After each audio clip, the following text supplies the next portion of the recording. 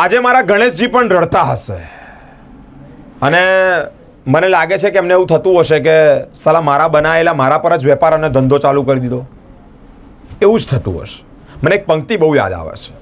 ન્યાય નીતિ સૌ ગરીબને, મોટાને સૌ માફ.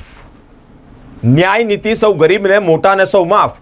વાઘે માર્યો માનવી એમાં સો ઇન્સાફ. હાલ અત્યારે ગણેશ ઉત્સવ ચાલી રહ્યો છે. અલગ અલગ જગ્યા પર ભક્તોની ભારે ભીડ જોવા મળી છે.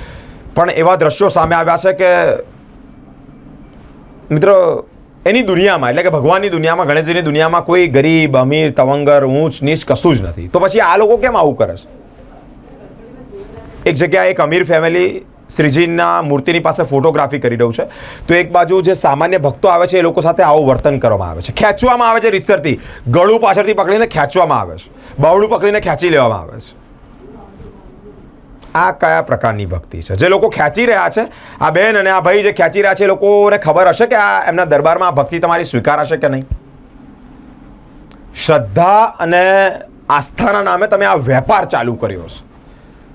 અમારી લીટી સાંભળી લેજો. જે પણ મંડળો આવું કરતા હોય, જે પણ બોર્ડના માણસો આવું કરતા હોય ને, એ લોકોને પૂછું છું કે ગણેશજીને તમારી ભક્તિ મંજૂર હશે?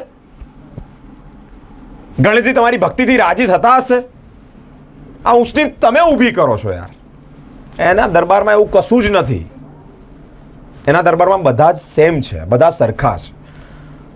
આ તંત્ર જે છે ને, જે ઓર્ગેનાઇઝર ટીમ છે ને, એના પર પ્રશ્નાર્થ ઊભો થાય છે કે તમે સાચા અર્થમાં ગણેશજીની સ્થાપના કરી છે કે પછી વેપાર ધંધો ઊભો કરી દીધો છે? ભક્તો દર્શન કરવા આવે છે. મને લાગી રહ્યું છે કે શ્રદ્ધાના નામે અહીંયા વેપાર ચાલી રહ્યો છે.